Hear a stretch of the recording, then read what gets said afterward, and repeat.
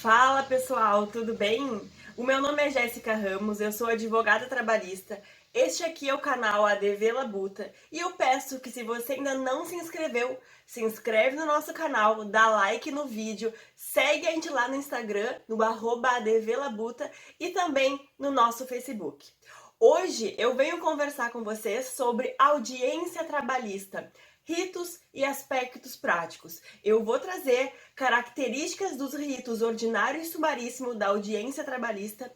Também vamos conversar sobre reclamante e reclamada e os seus aspectos dentro desse procedimento de audiência trabalhista. E, por fim, vou ensinar a vocês como preparar uma audiência trabalhista para ajudar você aí, advogado e também estudante de direito, a começar a engrenar nessa área da advocacia trabalhista. Certo? Vamos começar. No processo do trabalho, basicamente a gente vai se utilizar no nosso dia a dia, dentro da advocacia trabalhista, de dois ritos. O primeiro é o rito sumaríssimo e depois o rito ordinário. Bom, por que a gente tem que conversar sobre ritos para conversar sobre a audiência trabalhista? Vocês têm que tomar um cuidado sempre quando forem fazer uma audiência trabalhista, principalmente se for a primeira audiência naquele processo, se o rito que está tramitando é o rito ordinário ou o rito sumaríssimo. Isso porque, se você tem um processo trabalhista que está tramitando no rito sumaríssimo e você pensa que vai para uma audiência de rito ordinário, você vai chegar lá na audiência, na primeira audiência, e não vai ter apenas uma tentativa de conciliação. Vai acontecer uma audiência una, vai acontecer também a instrução do processo. E se você não estiver preparado, você não só não vai estar preparado para instruir o processo, como também não vai ter orientado o seu cliente a levar as suas testemunhas. Então, tomar este cuidado, se é o rito sumaríssimo ordinário, é de suma importância, e essa é a primeira dica que a gente vai conversar sobre audiência trabalhista e os ritos. Rito ordinário. O rito ordinário, pessoal, ele é utilizado para processos trabalhistas nos quais o valor da causa está acima de 40 salários mínimos. Então você vai lá ajuizar a sua reclamatória trabalhista e, quando faz o cálculo na petição inicial, liquida a petição inicial e você verifica que o valor da causa deu acima de 40 salários mínimos. O rito utilizado para você ajuizar a sua ação vai ser, então, o rito ordinário. No rito ordinário, no aspecto de audiência, que é o que estamos conversando hoje, na primeira audiência vai ser a audiência de conciliação. O rito ordinário, ele não tem obrigatoriedade do magistrado realizar audiência una, né? A audiência una é a conciliação, instrução e julgamento na primeira audiência.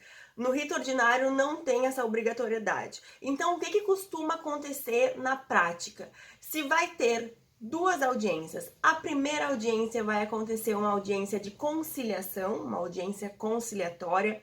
Nesta audiência conciliatória, as partes tentam fazer um acordo sobre aquela causa trabalhista, sobre aquele litígio. Se não tiver acordo, pessoal, o juiz recebe a contestação da parte reclamada em audiência. A parte reclamante, né, que é o autor da ação, vai então ter deferido um prazo para ele se manifestar depois daquela contestação, né? Poderia chamar de réplica. A gente vai ver que não é esse o nome que se utiliza no processo do trabalho. Réplica é lá do processo civil. Aqui a gente fala manifestação, a contestação e documentos.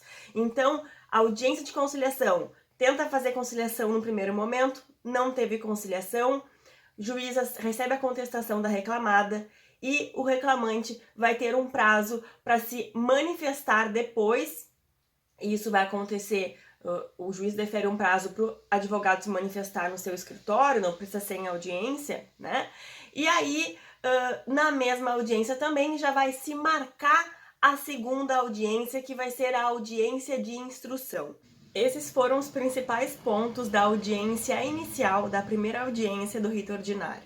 Bom, nessa mesma audiência inicial do rito ordinário, nessa audiência de conciliação, caso não tenha acordo, além de receber a contestação e de deferir prazo para o reclamante se manifestar sobre a contestação e os documentos juntados pela reclamada, o juiz também vai vai designar a segunda audiência, que vai ser a audiência de instrução.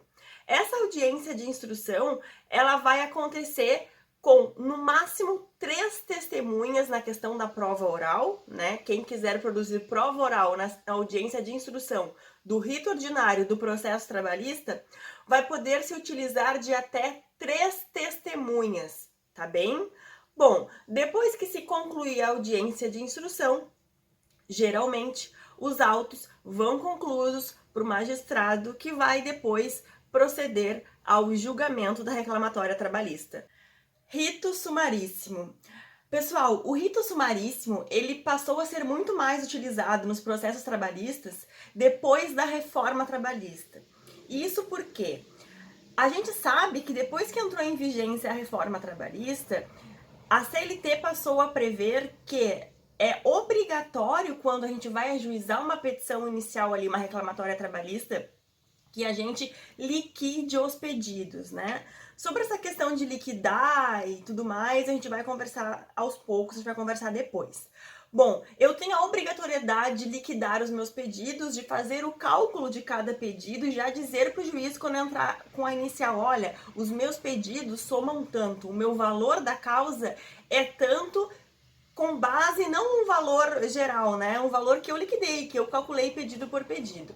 Bom, e quando a gente faz esse cálculo, a gente consegue ver se a ação trabalhista vai ser no rito ordinário ou sumaríssimo, por exemplo, né? E eu falo para vocês, rito ordinário e rito sumaríssimo, apenas esses dois, porque são os mais utilizados. Eu lembro que quando eu comecei a advogar na seara trabalhista, bem no inicinho, a gente quase nunca utilizava o rito sumaríssimo, né? Eu lembro que eu nunca utilizava porque a gente não liquidava a inicial. A gente não fazia os cálculos dos pedidos para ver qual rito eu iria utilizar, né? Por que a gente fala? Por que eu tô falando isso para você? O rito sumaríssimo, ele é utilizado para reclamatórias trabalhistas de até 40 salários mínimos, né? Então, eu tenho ali um valor menor que o rito ordinário para poder utilizar aquele rito ali com seu regramento próprio para minha petição inicial para o meu processo trabalhista. A audiência do rito sumaríssimo, né, a principal diferença, duas principais diferenças que a gente vai ter, tá? A primeira é que a audiência, ela é una, né? Lá no rito ordinário eu falei para vocês que geralmente vão acontecer 2 audiências, né? A primeira a gente chama de inicial, que é a audiência de conciliação, e a segunda é a audiência de instrução. Bom, no rito sumaríssimo, nós vamos ter apenas uma audiência una, né? Logicamente que às vezes o juiz ele pode desmembrar e fazer uma audiência de conciliação, uma audiência de instrução, enfim, né? Mas em regra e na prática, aqui na minha comarca também acontece assim, é uma audiência só, audiência una, onde vai acontecer no início dessa audiência tentativa de conciliação, não teve conciliação, se vai receber a contestação da empresa, da parte reclamada, né? E o reclamante vai poder, em audiência, se manifestar da contestação e documentos. E essa é a segunda principal característica, né? Que a manifestação sobre a contestação e documentos acontece em audiência. E muito advogado fica com medo disso, né? Ah, meu Deus, eu vou ter que, na própria audiência, ficar lendo a contestação e manifestando, impugnando documentos. Isso a gente vai ter uma técnica que eu vou passar pra vocês. E também a gente ganha na prática, né, pessoal? É óbvio que a gente já vai meio preparado, e agora eu vou conversar um pouquinho com vocês sobre isso, para saber como é que a gente faz ali na hora, né? Mas não dá para ficar nervoso, não dá para ter pressa para analisar os documentos também. As primeiras vezes que eu fiz no rito sumaríssimo, eu tive que abrir a contestação em audiência e ficar ali olhando e lendo e me manifestando e anotando, eu fiquei um pouco nervosa, né? A gente fica, mas assim, não dá para ter pressa, né? Senta ali, abre a contestação, a gente já vai prontinho para a audiência, sabendo mais ou menos o que a gente vai, o que a parte reclamada pode trazer na sua defesa e que eu vou ter que impugnar, que eu vou ter que me manifestar, né? A gente não vai fazer uma réplica igual do processo civil. A gente vai ver o que a reclamada trouxe, e aí eu digo isso para quem tá pela parte do reclamante. Nesse momento, quem tá pela reclamada vai trazer a defesa, ou já vai ter trazido, e o juiz vai só abrir no sistema eletrônico ali para que o advogado da reclamante possa ver. Então, quem está advogando pelo trabalhador, pelo reclamante, que vai ter que abrir essa contestação para ler, né? Então, é ver todos os pontos que ficaram controvertidos, que a reclamada discorda, que ela contesta, anotar esses pontos ali, até porque teremos que fazer prova, dependendo do ônus da prova, né, de quem vai ser o ônus da prova do que ela está alegando. Eu vou me ater também principalmente aos documentos que ela trouxer. Então lá, eu pedi hora extra, né, pagamento de adicional de hora extra, por exemplo. E a reclamada me trouxe ali vários controles de ponto e eu olho e eu não concordo com o horário que tem. Então eu já vou ter que anotar ali a numeração, a identificação desses controles de ponto em audiência mesmo, fazendo isso calmamente, pessoal, porque assim, é o seu direito no momento ali de analisar aquela defesa, é um momento muito importante. E vai depois informar para o juiz ali, se manifestar oralmente, dizendo que você vai falar o seu texto e vai informar quais documentos você gostaria de impugnar, né? Reclamante impugna os documentos de identificação tal, tal e tal, uma vez que, se for controle de ponto, por exemplo, não correspondem à jornada de trabalho faticamente exercida. E claro que aí você vai analisar todos os documentos que a reclamada trouxe e você vai estar impugnando ali e anotando no seu papel para poder se manifestar oralmente depois. Num outro momento, passar essa fase de não teve acordo na audiência sumaríssimo, né? Estamos na audiência do rito sumaríssimo. Não teve acordo na audiência una no início. Reclamada apresentou a defesa, a contestação. Reclamante se manifesta sobre contestação e documentos. Agora, depois disso, o juiz vai perguntar se vão produzir prova oral, né? Se for necessário produzir prova oral, a gente vai ouvir as testemunhas, né? Aqui, diferente do rito ordinário, são apenas 2 testemunhas por parte, tá bem? Para poder instruir esse processo e fazer a prova oral. Concluída essa parte, pela CLT, neste momento também já deveria acontecer o julgamento, né? Porque é audiência una, mas na prática não acontece. O que acontece é que os autos vão concluídos no gabinete do juiz e aí depois ele vai sentenciar a nossa reclamatória trabalhista. Bom, legal, a gente viu aí os principais pontos do rito sumaríssimo e do rito ordinário no que diz respeito à audiência trabalhista. E vamos conversar agora sobre os atores, né, deste cenário todo. O reclamante e a reclamada. Reclamante parte autora, reclamada parte ré. Sobre o reclamante e audiência trabalhista, eu tenho 2 coisas para conversar com vocês que eu vejo como mais importantes, tá? Primeiramente, pessoal, se o reclamante ele não comparece na primeira audiência, tá? O que vai acontecer? Você lá entrou com uma ação trabalhista para o seu cliente e aí o seu cliente no dia, você avisou da audiência, tudo certinho, e no dia da audiência o seu cliente some e às vezes ele pode não chegar mesmo. Bom, o que acontece se este cliente maravilhoso não vai na audiência, na primeira audiência? Esse processo trabalhista, ele vai ser arquivado, extinto e também o seu cliente, né, o reclamante, vai ser condenado nas custas do processo, tá? Salvo se for uma ausência justificada. Então, o que eu digo para vocês aqui neste caso, tá? Chegou na audiência, o seu cliente não apareceu, você ligou, ele não veio, chegou na audiência ali, o juiz, ó, doutor, eu vou arquivar o processo, né? O que você tem que fazer como advogado, tá? Você pede um prazo, né? Porque o que você deve fazer é pedir um prazo para o juiz dizer, olha, excelência, eu não sei por que meu cliente não veio, pode ter acontecido alguma coisa grave, então eu vou pedir um prazo para que eu possa justificar a ausência dele, né? Porque às vezes isso pode acontecer mesmo, seu cliente pode ter ficado doente, pode ter sofrido algum acidente, pode ter passado por uma situação muito grave, né? Uma situação que justifique a ausência dele na audiência. Você conversa com ele e, se tiver como provar no processo, prove aí para justificar essa ausência e que o processo siga depois normalmente e não tenha o arquivamento, certo? Segundo ponto sobre a figura do reclamante na audiência que eu queria trazer para vocês também diz respeito a essa questão de presença na audiência, tá?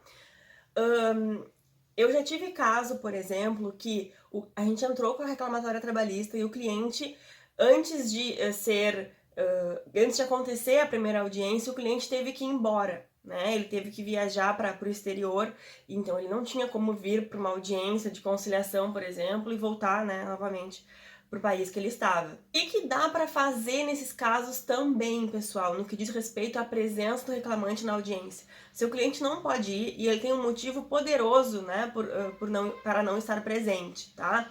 O artigo 843, parágrafo 2º da CLT, vai nos permitir o seguinte: se o reclamante não puder estar na audiência, ele pode se fazer representado por outro empregado, tá, da mesma profissão que ele, ou ainda por alguém do sindicato, né? E neste meu caso aí foi interessante que foi alguém do sindicato da categoria dele, né? Logicamente, que veio e representou ele em audiência. E foi bem legal porque o sindicato que tinha sede em outra cidade, que não aqui em Rio Grande, onde eu moro, e prontamente alguém da direção veio e representou ele. Então é isso, se o reclamante não puder ir na audiência, ele tem que se fazer representar por algum outro empregado da mesma profissão que ele, ou então pelo sindicato da categoria, certo? Se ele não for nessa primeira audiência, de não justificar, não aparecer, aí o processo vai ser extinto, vai ter arquivamento e ainda condenação em custas, certo? E a reclamada, pessoal, a parte ré. Quais são os aspectos práticos que a gente pode conversar sobre esta figura na audiência trabalhista? Bom, a reclamada, pessoal, assim como eu falei para vocês no que diz respeito à ausência do reclamante na audiência, né? A reclamada, ela pode se fazer representar na audiência por um preposto. Esse preposto, pessoal, antes da reforma trabalhista, ele deveria ser alguém que trabalhasse na mesma empresa, né? Depois da reforma trabalhista, não.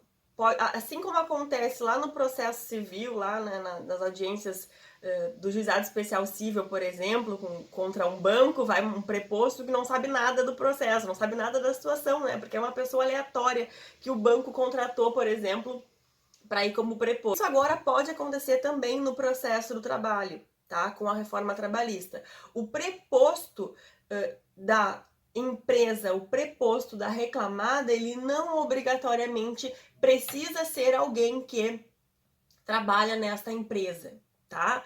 O que a CLT exige é que ele tenha conhecimento dos fatos. Nem sempre isso acontece, né? Muitas vezes a gente vai ouvir um depoimento pessoal e esse preposto não sabe realmente das questões do processo, dos fatos, né? O que é o problema para a empresa isso, tá? Pode acontecer se o advogado do reclamante pede para ouvir o depoimento pessoal deste preposto, porque ele tem a obrigação de saber dos fatos, né? Se ele não sabe, pode acontecer a chamada confissão ficta. Aí eu trago dois aspectos assim que eu percebo, tá? Nem sempre vai ser reconhecida a confissão ficta, tá? Como muitas vezes o preposto não sabe responder as coisas, diz que não sabe, não sabe, não sabe, e para mim aí já é confissão ficta, logicamente, né? E nem sempre o juiz reconhece isso, ou nem sempre influencia na decisão do juiz essa questão da confissão ficta, o que deveria acontecer. Então, o que eu oriento ao advogado do reclamante, né? Que insista nessa questão, se precisar depois recorrer, né, fazer o recurso ordinário, que insista nesta questão da confissão ficta, né, nesse argumento aí, porque está na CLT. E o que eu também, uma dica para o advogado da reclamada. Este preposto, ele tem que ter conhecimento dos fatos pela obrigatoriedade que a CLT traz, sob pena de confissão ficta. Então, o que é o interessante fazer? É realmente contar os fatos para este preposto, deixar ele a par da situação, certo? Do que aconteceu, do que está acontecendo no processo, enfim, os fatos, os principais pontos, pelo menos, desta relação de trabalho, né? E a verdade, né, pessoal? Assim, a gente sabe que a produção de prova é difícil e tal, mas tem que ter muita cautela nessa questão de conversar, né? Mas enfim, como o preposto está representando a empresa ali, que é a parte reclamada, contar os fatos, como é que foi, tudo para ele saber responder na hora da audiência. Eu falei para vocês agora aqui de confissão ficta, né? O que é confissão ficta, né? O preposto não soube responder nada, então é confissão. Sim. E aí, concorda com tudo? Ganhou todo o processo? Não, né? A gente tem a confissão ficta. A confissão ficta, pessoal, ela é aquela confissão que é como se a parte concordasse, né? Como se ela confessasse quanto aos fatos, não quanto ao direito. Então, se o reclamante, ele fala o seguinte: olha, eu trabalhava até as 10 horas da noite. Eu quero pagamento de adicional de horas extras. Se houver a confissão ficta, o que vai acontecer é que se vai tornar verdade a alegação de trabalhar até as 10 horas. A questão do direito do pagamento do adicional de horas extras, quem vai decidir é o juiz, de acordo, logicamente, com todo o conjunto probatório nos autos, tendo a confissão ficta do fato trabalhar até 10 horas. O que não quer dizer que o direito de pagamento de adicional de hora extra, ele também vai ser tido como verdade, como confissão, né, da reclamada, por exemplo. Não, né? É só confissão ficta, é confissão quanto aos fatos, certo? E nessa questão, pessoal, de confissão ficta que eu expliquei agora para vocês, aproveitando este momento, falar uma coisinha, uma dica importante, tá? Digamos assim, ó. Primeiro, a reclamada, se ela não for na primeira audiência, tá? Quais são os efeitos que isso vai ter dentro do processo do trabalho? Revelia e confissão ficta, certo? Tranquilo. Se ela não comparece na segunda audiência, que é a audiência de instrução, qual é o efeito? Apenas confissão ficta. Agora, digamos o seguinte: a gente tem uma confissão ficta no processo no que diz respeito a um pedido de insalubridade, tá? Ou periculosidade também. E aí, a empresa, ela não compareceu, teve a confissão ficta, e aí eu vou fazer o seguinte: vocês acham que eu vou ficar tranquila? Ah, mas teve confissão ficta ali. O meu fato que eu aleguei foi que o trabalhador, ele trabalhava diariamente com ruído, né, acima do permitido. Então, esse é o fato que eu aleguei, teve confissão ficta, eu vou ganhar o pedido de adicional de insalubridade. Pessoal, nem o juiz ele é perito nessas questões dos agentes nocivos para ensejar o pagamento adicional de insalubridade, e nem a gente, nem nós, advogados, né? Então mesmo, e aqui uma dica que eu dou, né, pessoal, às vezes pode ser que não, que você ganhe o seu pedido, o juiz entendeu que né, foi procedente, pela confissão ficta da empresa. Mas, pessoal, já tem muitos entendimentos dos tribunais, tá? Que seguinte, para pedidos de adicional de insalubridade e periculosidade, não basta a confissão ficta, tem que ter a prova pericial, a prova técnica, tá? Então, assim, nos meus processos, quando a reclamada ela tem confissão ficta no que diz respeito aos meus pedidos de insalubridade ou periculosidade, eu mesmo assim, eu peço a prova pericial técnica, né? Ah, não foi na primeira audiência, né? Ah, revelei confissão ficta. E aí eu vou pedir igual a perícia técnica, né? O juiz às vezes fala, mas doutora, foi revelia aqui, confissão. Não, tem entendimento do tribunal diferente, né? Depois tem o recurso e a gente perde, porque não produziu uma prova pericial que este era o momento de produzir, certo? Então tem que ter esse cuidado aí no que diz respeito à ausência da reclamada na audiência de inicial ou de instrução, enfim, né? Mas os efeitos da confissão ficta principalmente. E então, a gente já conversou sobre basicamente as questões práticas dos ritos ordinário e sumaríssimo na audiência trabalhista. Conversamos sobre alguns pontos bem importantes sobre as figuras do reclamante e reclamada na audiência trabalhista.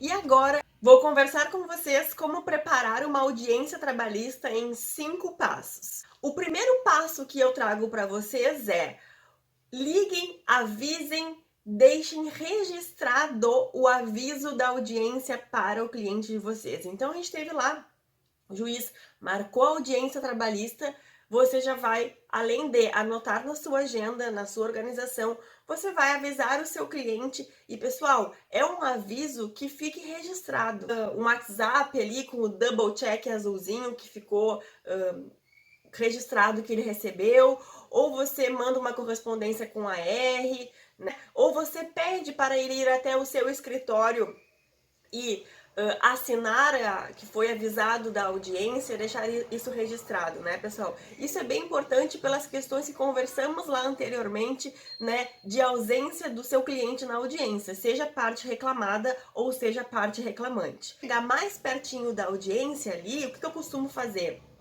Se for audiência com testemunhas, eu aviso uma semana antes para a pessoa já se preparar e tudo, né? Relembrar ela da audiência. Na verdade, você não vai avisar nesse dia, você vai relembrá-la, né? Você já avisou antes, né? Se for uma audiência de conciliação, né, ali uns 2 dias antes, uns 3 dias antes, né? É bom você relembra o seu cliente da audiência, certo? Isso é importante, pessoal, porque já vimos das consequências que temos tanto para reclamante quanto para reclamada. Quando você for avisar o seu cliente da audiência, você já tem que dizer as testemunhas que ele tem que levar, né? Se for produzir prova oral, você já vai avisar, olha, né, leve tantas testemunhas. Aí o número vai depender do rito, né, o que ele possua. Enfim, às vezes é difícil do reclamante ou da reclamada ter testemunha, né, uma coisa complicada. E a outra coisa bem importante, além de ele levar a testemunha para a audiência, já avisa também para essa testemunha levar documento de identificação, né? Já tive problemas em audiência porque a testemunha não tinha nenhum documento de identificação no bolso dela, né? Isso pode acontecer. Então, primeiro passo da audiência trabalhista é avisa o cliente e depois você vai relembrá-lo mais perto da audiência, né? E você também já vai avisar para ele na primeira vez que avisar da audiência sobre as testemunhas que ele tem que levar. Segundo passo para preparar a sua audiência trabalhista. Aqui, este segundo passo é o cerne do nosso processo trabalhista, é o cerne das nossas audiências trabalhistas.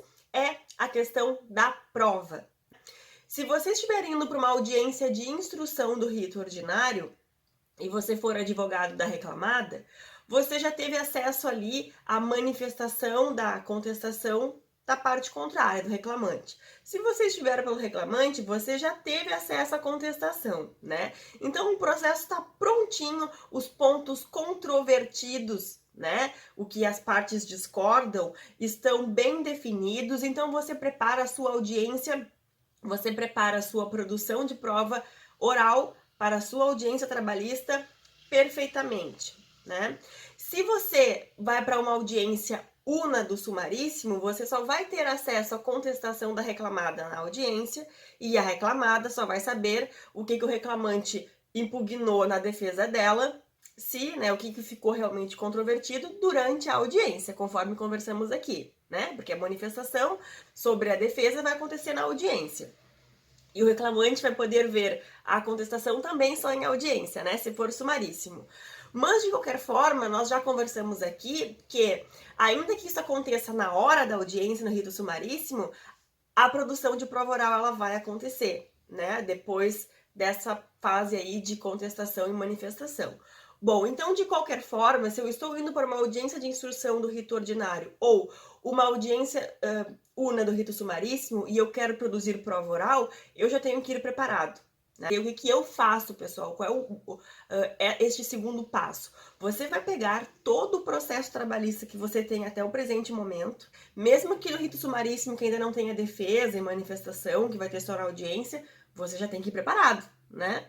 Então você vai verificar quais são os pontos controvertidos ou no rito sumaríssimo quais os possíveis pontos controvertidos, né? Que você vai ter que produzir prova. Produzir prova de jornada, de condição de trabalho.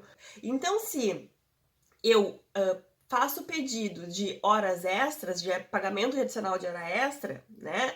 Eu já sei que provavelmente eu vou ter que fazer prova da jornada deste trabalhador em audiência, né? Então aí já é um ponto que eu tenho que anotar para fazer, tá? Aí eu verifico todo o processo, os pontos controvertidos ou os possíveis pontos controvertidos que eu vou definir na audiência, né? Definir mais na audiência, e eu vou anotar. E eu vou ver também quais as perguntas que eu vou fazer na audiência. Eu já tenho que ir com as perguntas anotadas. Olha, eu vou querer ouvir a parte contrária, então eu quero depoimento pessoal, eu tenho prova testemunhal, e aí às vezes eu gosto já de verificar com o cliente quantas testemunhas ele vai levar, né, para eu já ter noção. Depoimento pessoal, se eu vou querer ouvir a parte contrária. Prova testemunhal. O que eu vou produzir de prova? Quando eu comecei a advogar, uma das minhas primeiras audiências de instrução trabalhista, a juíza me perguntou assim: doutora, o que vai produzir de prova? Né? E eu vou fazer prova, produzir provas.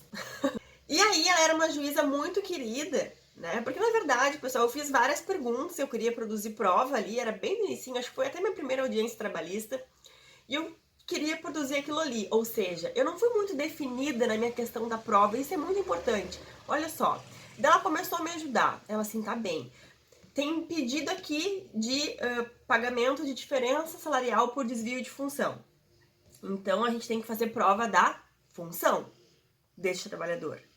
Ah, tem pagamento de adicional de hora extra. Você não faz prova do adicional de hora extra, né? Você faz prova do fato, você faz prova da jornada deste trabalhador. Ah, eu pedi dano moral porque acontecia assédio moral neste trabalhador na empresa. Esta é a alegação que a gente tem.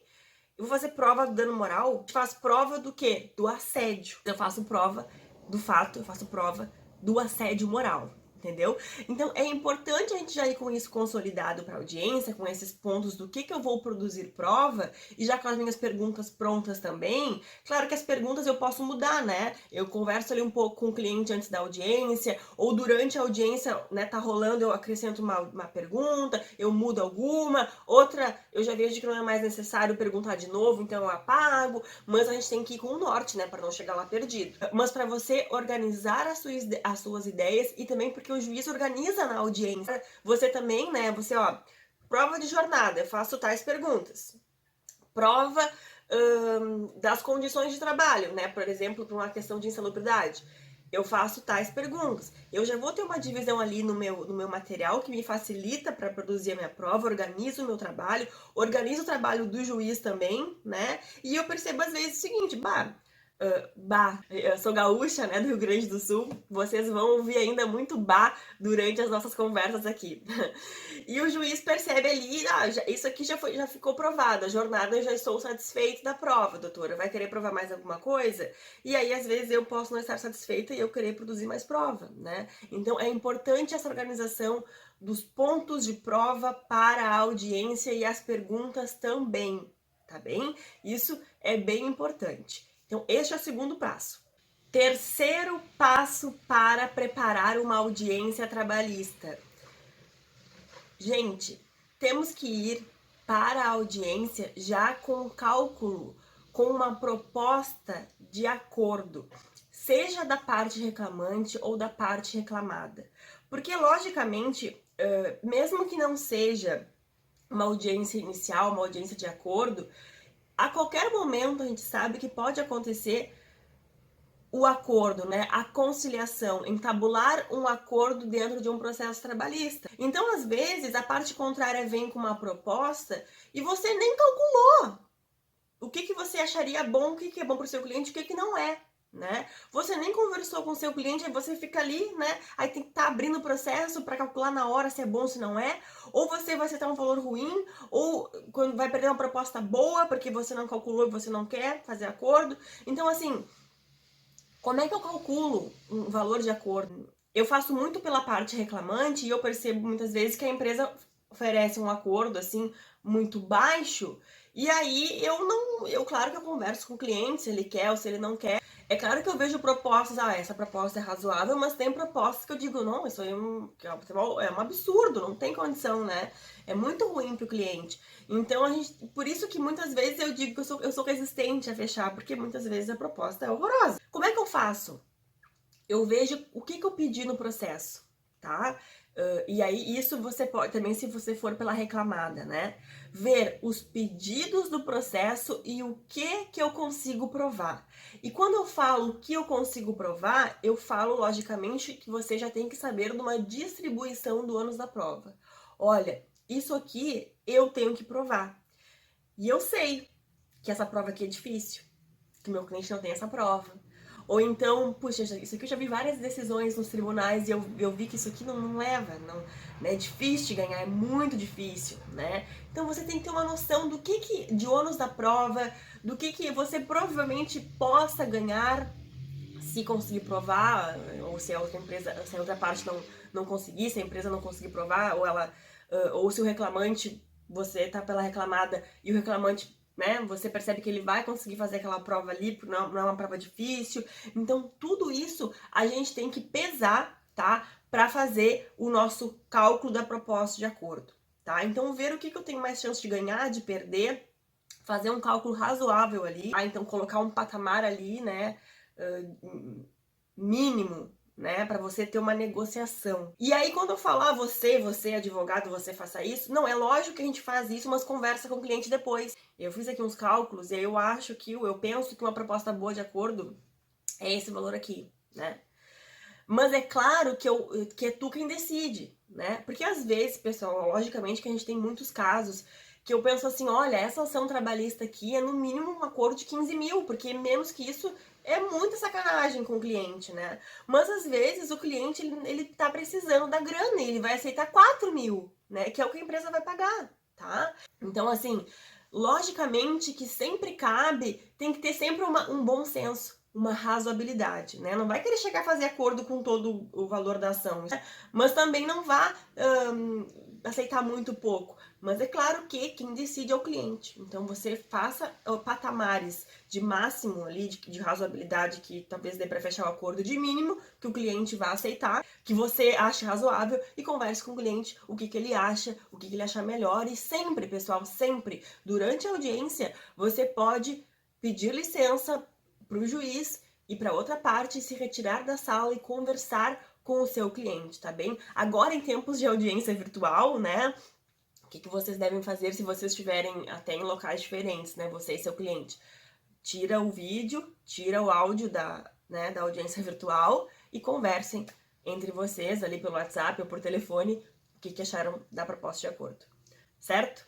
Então tá. Então este foi o terceiro passo. Verificar um valor para fazer acordo. Quarto passo para preparar uma audiência trabalhista. Se for audiência no rito sumaríssimo e eu estiver advogando pelo trabalhador, pelo reclamante, na audiência a reclamada vai trazer a contestação dela com os seus documentos de defesa e aí eu vou ter que me manifestar desta contestação e impugnar eventuais documentos. Então, quando eu trago para vocês os passos da audiência trabalhista, o quarto passo é eu já me preparo antes da audiência também de prováveis teses e defesas que a reclamada traga em sua contestação e documentos, né? Tudo anotado. Exemplo, eu pedi adicional de hora extra. Provavelmente a reclamada vai trazer os controles de ponto, né? Isso vai acontecer provavelmente. Então eu já tenho que anotar lá que eu vou ter que impugnar os controles de ponto, certo? Isto, pessoal, com a prática, na hora é mais rápido, né? Você já vai preparado para uma audiência de instrução, que você já vai ter feito os passos anteriores. Na hora você vai saber o que vai ter que impugnar quando abrir a defesa. Mas num primeiro momento é interessante já ir com tudo anotadinho do que vai ter que provavelmente se manifestar e impugnar em relação à contestação e documentos da reclamada, certo?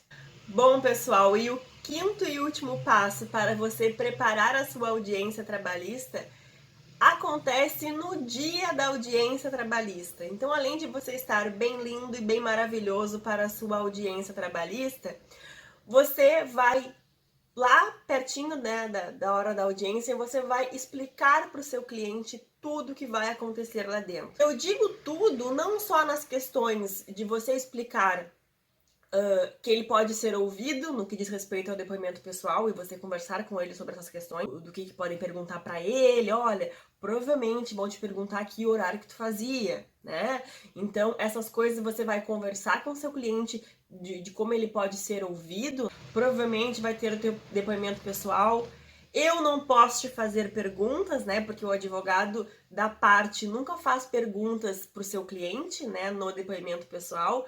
quem faz é o juiz ou a parte contrária, então isso eu também falo pro cliente para ele ficar esperto, né, para ele saber, né, que eu não vou fazer perguntas. Eu explico pro cliente em que momentos que ele vai poder falar, tá? E quando eu posso falar também, porque às vezes o cliente acha que você vai entrar na sala e você vai brigar com todo mundo por causa dele, né? Você vai ficar ali o herói. Não, você conhece o advogado ali, você conhece o juiz, a juíza, tá tudo bem, né? A gente tá trabalhando. Então, explicar isso pro cliente também é bem importante, né? Então, explicar as questões técnicas de quando ele vai falar, quando você vai falar, quando a outra parte vai falar, o que o juiz vai fazer, as eventuais perguntas que ele possa ter que responder, o que basicamente também que você vai ter que perguntar ali dentro da audiência para todas as testemunhas, para a parte contrária, então isso tudo você explica. Então eu explico muito o que vai acontecer lá dentro e também procuro acalmar o cliente, né? Pra gente, pessoal, que tá ali todo dia trabalhando, né? Para nós, a audiência, a área jurídica, a gente se acostuma, né? Mas a gente sabe o quanto que esse ambiente, ele é difícil. E a pessoa que tá ali para você é mais um dos processos, né? Pro seu cliente é o processo dele. Então, e ele tá ali se expondo, né? Então é chato. Então você acalma o cliente, converse com ele e vai dar tudo certo. Tá bem? Desejo a vocês ótimas audiências, vamos arrasar, tanto reclamante quanto reclamada. Beleza? Este foi mais um episódio do ADV Labuta. Na verdade, foi o nosso primeiro episódio oficial, né? O anterior eu me apresentei. E é isso aí. Boa semana para vocês!